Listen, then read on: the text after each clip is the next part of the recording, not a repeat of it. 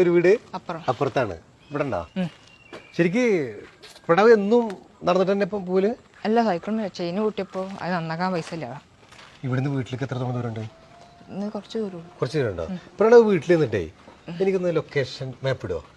ഞാൻ എന്തായാലും വീട്ടിൽ നിന്നിട്ട് അമ്മനൊക്കെ ഒന്ന് കണ്ടിട്ട് പോവാം കേട്ടോ. അമ്മയ്ക്ക് വീട്ടിൽ നിന്നിട്ട് ലൊക്കേഷൻ മാപ്പ് ഇടുക. ഞങ്ങളൊന്ന് പുറത്തൊക്കെ എനിക്കൊന്ന് 2 സ്ഥലങ്ങളൊന്ന് പോകാണ്ട് പോയിട്ട് ഞാൻ വരണ്ട് കേട്ടോ. നമ്മളൊരു സൈക്കിൾ ഷോപ്പിൽ വന്നിരിക്കുക കേട്ടോ. കോഴിക്കോട് ഒരു സൈക്കിൾ ഷോപ്പിലാണ്. അപ്പോൾ ഒരു സൈക്കിൾ വാങ്ങിച്ച് അങ്ങോട്ട് മോൻ്റെ വീട്ടിൽ പോകാൻ വിചാരിച്ചു. ഒരു അടിപൊളി സൈക്കിള്, അതായത് ഗിയറൊക്കെ ഉള്ള നല്ല വെയിറ്റ് ഒക്കെ വെക്കാൻ പറ്റിയ ഒരു അടിപൊളി സൈക്കിൾ. ടോപ്പ് സൈക്കിൾ ഏതാ? ആ അതെ, എന്നാൽ അങ്ങോട്ട് പോകാം നമുക്ക്. അപ്പോൾ ഉള്ളതിൽ കുഴപ്പമില്ലാത്തൊരു സൈക്കിളാന്ന് പറഞ്ഞ് ഇത് എടുത്ത് തന്നിട്ടുണ്ട്. ഇതെന്താ പ്രത്യേകത?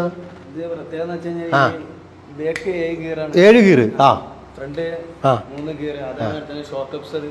ഒക്കെ ഉണ്ട്.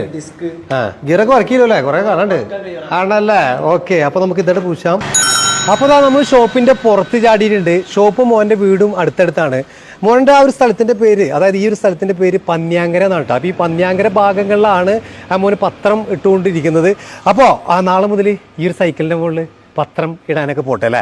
അപ്പോൾ നേരെ ഈ ഒരു സർപ്രൈസ് ഗിഫ്റ്റ് നമ്മൾ കൊടുക്കുകയാണ്. അപ്പോൾ നമ്മുടെ വണ്ടി നേരെ മുന്നോട്ട് പോയിട്ടുണ്ട്. അപ്പോൾ നേരെ അങ്ങോട്ട് വെച്ച് പിടിക്കാം കേട്ടോ. അപ്പോൾ നമ്മളിതാ തേടി പിടിച്ച് നമ്മുടെ പ്രണവിൻ്റെ വീട്ടിലെത്തിയിട്ടാ. വീട്ടിലെത്തിയപ്പോൾ ആളൊക്കെ ചുള്ളനേക്കണ് അവിടല്ലേ ഡ്രസ്സൊക്കെ ചേഞ്ച് ചെയ്തിട്ടുണ്ട്. അപ്പോൾ പ്രണവിൻ്റെ വീടാണിത്.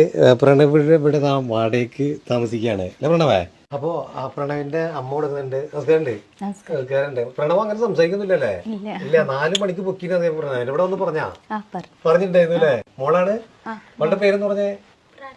പ്രാർത്ഥന. അടിപൊളി പേരല്ലേ. എത്രല്ലേ പഠിക്കണേ? 7-ല്. പ്രണവ് പഠിക്കുന്ന 9-ല്. 8-ല് അല്ലേ? 8-ലാണ്. ഇവിടെയാണ് അപ്പൊ താമസം? എത്ര വർഷമായിട്ട്? 2 വർഷമായിട്ട് ഇവിടെ താമസം? അതെ അല്ലേ. പ്രണവിനെ കുറിച്ച് പറഞ്ഞപ്പോൾ പ്രണവിനെ ഒന്ന് പരിചയപ്പെടുത്താ എന്ന് വിചാരിച്ചിട്ട് വന്നതാണ്. കാരണം ആ പ്രണവ് ഈ ഒരു 14ാമത്തെ വയസ്സിൽ ഇങ്ങനെ പത്രമൊക്കെ ഇട്ട് എന്താ പറയാ കുടുംബം നോക്കുന്നു. അപ്പോൾ ഇങ്ങനെയുള്ള വ്യക്തികളൊക്കെ നമ്മൾ കാണിക്കുമ്പോഴാണ് മറ്റുള്ളവർക്ക് ഒരു പ്രചോദനമാവുന്നത്. ഈ ഒരു കുടുംബത്തിന്റെ നെടുന്തൂണാന്ന് പറയില്ലേ, അങ്ങനെയാണ്. ചേച്ചിയുടെ പേര്? സബി.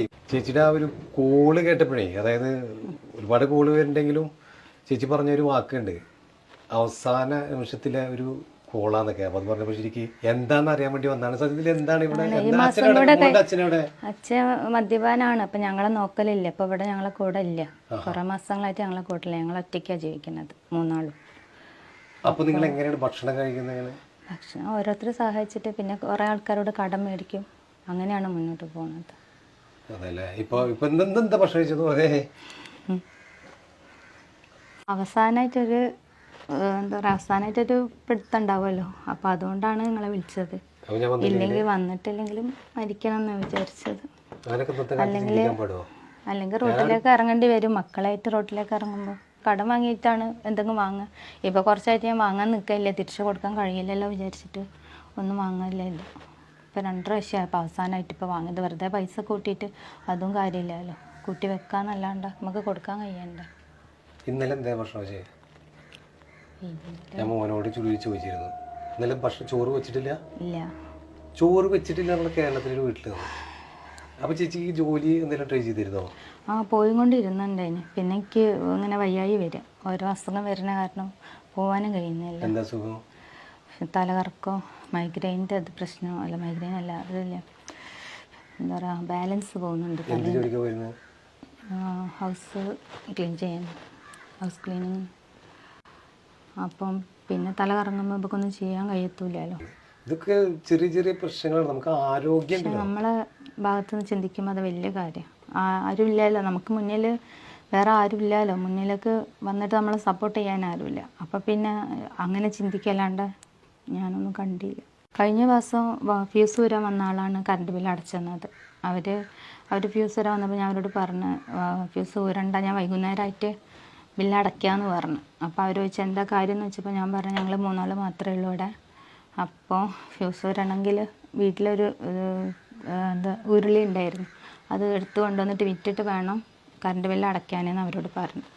അപ്പോൾ അവർ പറഞ്ഞ് അത് പിന്നെ കറണ്ട് ബില്ല് അടയ്ക്കാനായിട്ട് നിങ്ങൾ കൊണ്ടുപോയിട്ട് വിൽക്കണ്ട, ഞാൻ അടച്ചോളാം പറഞ്ഞു. അപ്പം ഞാൻ പറഞ്ഞു വേണ്ട, ഞാൻ സമയം എടുത്താലേ ഞാൻ അടച്ചോളാം പറഞ്ഞു. അപ്പോൾ പിന്നെ അവർ സമ്മതിച്ചില്ല. അവരടയ്ക്കാന്ന് പറഞ്ഞിട്ട് അവർ ബില്ല് മേടിച്ച് കൊണ്ടുപോയിട്ട് അടച്ചിട്ട് ബില്ല് പിറ്റേന്ന് കൊണ്ടു തന്നു. മക്കളെ വിഷമിച്ചിട്ട് കാര്യമില്ല. കാരണം മക്കളെന്ന് പറഞ്ഞു കഴിഞ്ഞാൽ വളർന്നു വരുന്ന കുട്ടികളാണ്. 2 കുട്ടികളെ ചേച്ചിക്ക് തന്നല്ലോ ദൈവം, അതല്ലേ ഏറ്റവും സന്തോഷം. പക്ഷെ ജീവിക്കാനുള്ള വഴിയില്ലല്ലോ, അതാണ്. മുന്നിലൊരു വഴി ഞാൻ കാണുന്നില്ല, അതുകൊണ്ടാണ്. ഇപ്പൊ ചേച്ചിയുടെ ആവശ്യം എന്താ എന്ന് പറഞ്ഞേ? ഇപ്പൊ ചേച്ചിയുടെ ആവശ്യം എന്താ? ഇപ്പോൾ വാടക കൊടുക്കണം, അത് കൊടുക്കാനുള്ള പൈസയൊക്കെ കൊടുക്കണം. പിന്നെ ഓരോ പ്രാവശ്യം കൊടുക്കാണ്ടാകുമ്പോൾ ഫോണ് വിൽക്കും, കമ്മൽ വിൽക്കും, പിന്നെ മേക്കാത് വിൽക്കും, മൂക്കുത്തി വിൽക്കും. അങ്ങനെ വിറ്റ് ഒന്നും ഇല്ല. ഗ്യാസ് ഇനി എപ്പോഴാണ് തീരാന്ന് അറിയില്ല. പെട്ടെന്ന് വെച്ചിട്ട് അതും തീരും. അത്യാവശ്യമായിട്ട് ഇപ്പോൾ ഇത് വെക്ക്. അയ്യോ ഇത് വെക്ക്. ഇത് അനു എന്ന് പറയുന്ന ആ ഒരു ചേച്ചി നിങ്ങൾക്ക് തരാൻ വേണ്ടി വന്നതാണ്. നിങ്ങളുടെ അവസ്ഥ ഞാൻ അവരോട് പറഞ്ഞപ്പോൾ താൽക്കാലികമായിട്ട് ഇത് കൊടുക്കുക എന്നുള്ളതാണ് പറഞ്ഞത്. ഇനി കുറേ മാസങ്ങൾക്ക് അതിൽ വാടക കൊടുക്കാനുള്ളതുണ്ട് കേട്ടോ. അതുപോലെ തന്നെ ഡ്രസ്സ് എടുത്തിട്ടുണ്ട്. എല്ലാവർക്കും ഡ്രസ്സ് ഇരിക്കട്ടെ. മോള് പിടിച്ചേ ആണ്. അതുപോലെ തന്നെ ഞങ്ങൾ നിങ്ങൾക്ക് കുറച്ച് 1-2 മാസങ്ങൾക്ക് ഭക്ഷണം കൊണ്ടുവന്നിട്ടുണ്ട്. അത് മാത്രമല്ല എല്ലാ മാസവും തൊട്ടടുത്തൊരു കടയുണ്ട്, എല്ലാ മാസവും അവിടെ പോയിട്ട് ഭക്ഷണം വാങ്ങിക്കുക, ഭക്ഷണ സാധനങ്ങൾ വാങ്ങിക്കുക, എന്താ വേണ്ടിച്ച് വാങ്ങിക്കുക എല്ലാ മാസവും. അതിന് പൈസ ഒന്നും കൊടുക്കണ്ട. എൻ്റെ പേര് പറയാ, ഇങ്ങോട്ട് പോരാ. ഇതും അനു എന്ന് പറയുന്ന ഒരു ചേച്ചി നിങ്ങൾക്ക് തരാൻ വേണ്ടി പറഞ്ഞാണ്. അപ്പൊ അതിനോട് എന്താ പറയാനുള്ളത്? വലിയ സന്തോഷം. ചിരിച്ചു, അത് മതി. മോളും ചിരിച്ചു. ഒന്ന് ചിരിച്ചാ ഹാപ്പിയെ. സമാധാനമായത് സത്യം. എപ്പോഴാ സമാധാനമായത്? ഈ ചിരി കാണാൻ വേണ്ടി വന്നതാണ്. അത് ചിരിച്ചെന്നല്ല ഒരു എന്താ ഇത് ഞാൻ പറഞ്ഞത് ഇത് കരയാൻ വേണ്ടി വന്നതല്ല. അങ്ങനെ ആകുമ്പോഴാണ് ഞങ്ങൾ ഇനി വരാതിരിക്കുക. ഒരൊറ്റ ദിവസം കൊണ്ട് ഇതൊക്കെ തീരും ഞാൻ പ്രതീക്ഷിച്ചിട്ട്. ഇത് തീർന്നിട്ടില്ലല്ലോ, നമ്മൾ തുടങ്ങിയിട്ടില്ലല്ലോ. ഇനി പട്ടിണി എടുക്കാൻ പാടില്ല. പട്ടിണി എന്ന് പറയുന്ന ഒരു കമ്പനിക്ക് എടുക്കാൻ പാടില്ല. എല്ലാ മാസവും അവിടെ പോയിട്ട് ഭക്ഷണം വയ്ക്കാൻ ഞാൻ അവിടെ പറഞ്ഞിട്ടുണ്ട്. മോനെ തുടർന്നേ, ചേച്ചി തുടർന്നേ, ഒന്നത് കാണട്ടെ. നിന്റെ സൈക്കിളോടെ ആ സൈക്കിളൊന്ന് കാണട്ടെ. ഇത് നിനക്ക് വാങ്ങിച്ചൊരു അടിപൊളി ഗിയറുള്ളൊരു സൈക്കിൾ.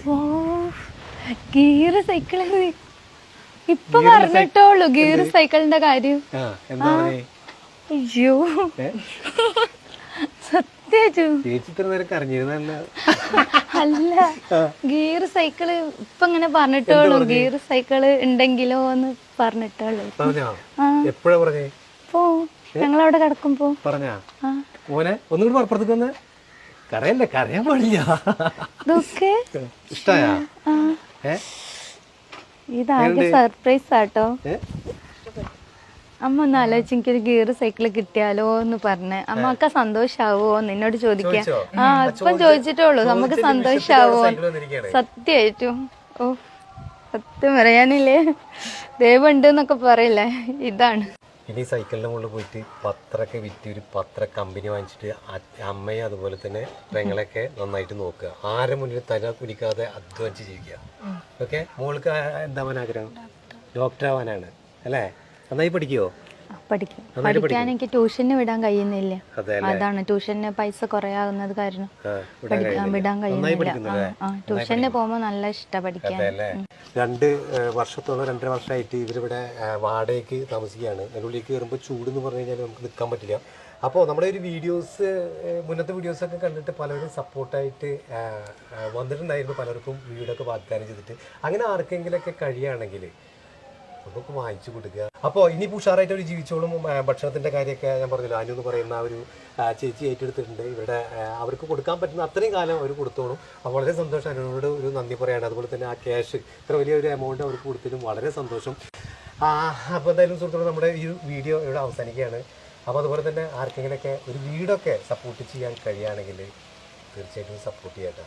കുട്ടികളൊക്കെ പഠിച്ച് വലുതായി അതൊക്കെ നിങ്ങൾക്ക് തിരിച്ചു തരും. അല്ല മോളോ? ഡോക്ടറുണ്ട് നമുക്ക് ആണ് അല്ലേ മോനോ? ആണ്. അതുപോലെ സുഹൃത്തുക്കൾ, നമ്മുടെ ഈ ഒരു വീഡിയോ ഇവിടെ അവസാനിക്കുകയാണ്. മറ്റൊരു വീഡിയോ പോയി